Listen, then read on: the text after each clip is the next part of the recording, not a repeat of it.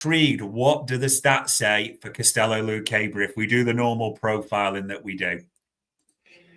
I think starting with the public stats, thing to know here, he's only 184 centimeters, right? So that's Virgil is 193. Yeah. Abraham is 193. So that's something to consider, right? That's almost 10 centimeters less than our two starting centre halves, right? And even if you want to go Joe Gomez is taller than him. So that is just a little point in the docket, should we say, to consider.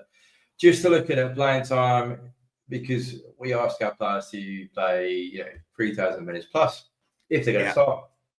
If they're going to be a rotation option, 2.5 is probably they've got to be good.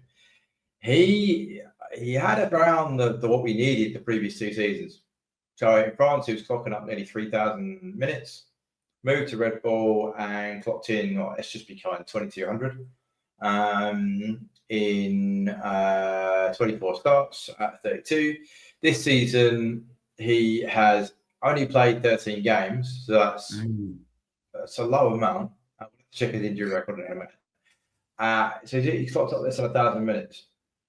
So that's not an amazing position to start with, should we say, right? He's probably had 1 season of minutes in his last 3 where you go, that's what we need. Yeah. But let's just look at his profile. So looking at his profiles, this bottom box here is generally what we look at for our defensive players. He has aerials 1. Remember his height, 10 centimeters less than Virgil van Dijk, 5 centimeters less than Gomez. His aerials is in the 7th percentile. Now that is going to be a problem in the Premier League where you need to be dominant in both boxes, particularly at centre half. So just checking what his aerial win rate was. I'll go to miscellaneous. Aerial win rate is 50s for his previous 3 seasons. That is not good enough. That's lower than our fullbacks. Yeah, so considering Virgil was normally about the 80s, to be down at 50, that's 30% less. That's not great. Even Joe Gomez is higher than that, and he's a smaller centre half. But blocks clearances, 50%. Let's be kind. Not great. Might be the way they play. Tackles, he's making more tackles than you would expect because potentially not reading the game as well as he could do. In between, what's he doing? So this is where he's moving the ball from one box to the next. So from the defensive to the attacking. Take-ons, bizarrely, he's at 98th percentile. So I'm not quite sure I'm comfortable with my centre half taking players on with the ball. But anyway, there you go. He seems to have the ability to do it.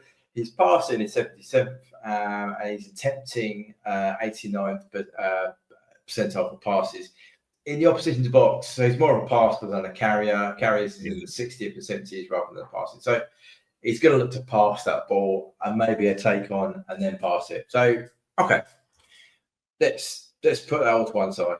What's he doing in terms of once he's in the opposition box? And these are fairly low. I mean, you might want to say, okay, yeah, but fair enough. Centre halves don't do a lot. This is in comparison with centre halves, by the way. These stats are in comparison with centre halves.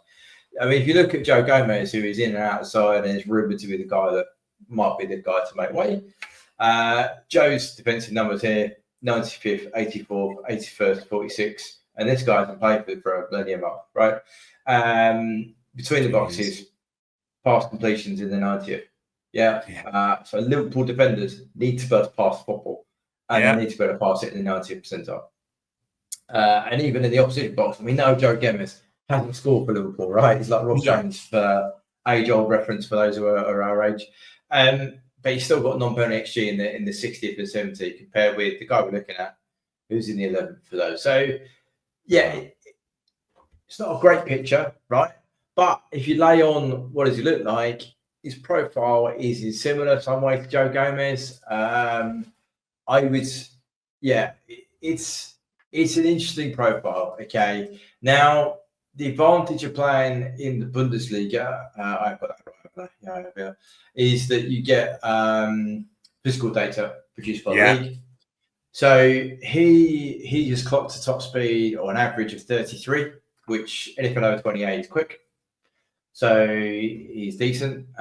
His distance is 104 total. And what do we say? About 10, 11 games. So just sort of 10K a game, which is about Premier League levels.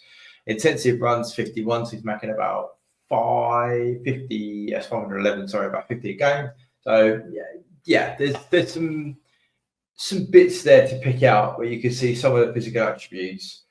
But his aerial duel 119 in, what do we say he's made? How many games he's made? He's played in 13 games. He's won 19 headers. Wow. Just leaving it there for people to think about. Yeah. So when we look at the pack that I'll put together for him, this is a light speed game. We've done this one before, but he's on the ball a lot in the minutes, but you'd expect that as a centre half. He's involved in a lot of the low level ball rotations.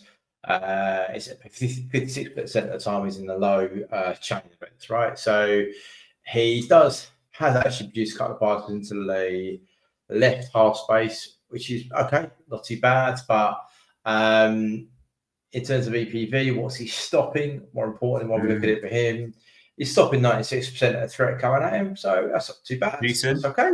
Decent. Yeah.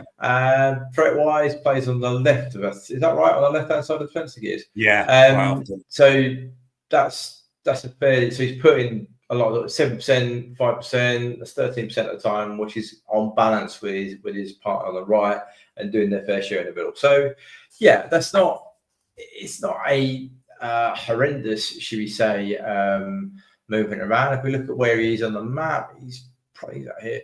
He's got some connections. They play slightly differently from us. That doesn't take the ball from the keeper, which is a bit odd.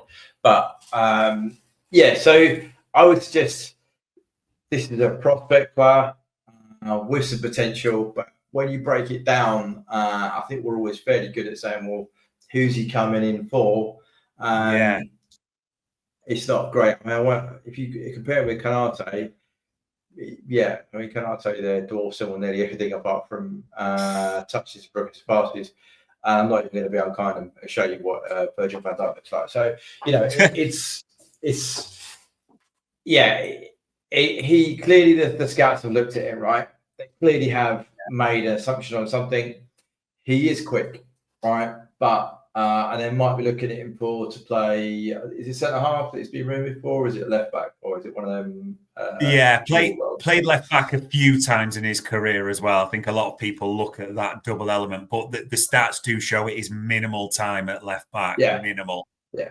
So I would say this is a low ranked one, should we say, considering looking at other prospects we've looked at. I'd say this was lower down the give it down on it. But what's the price quoted?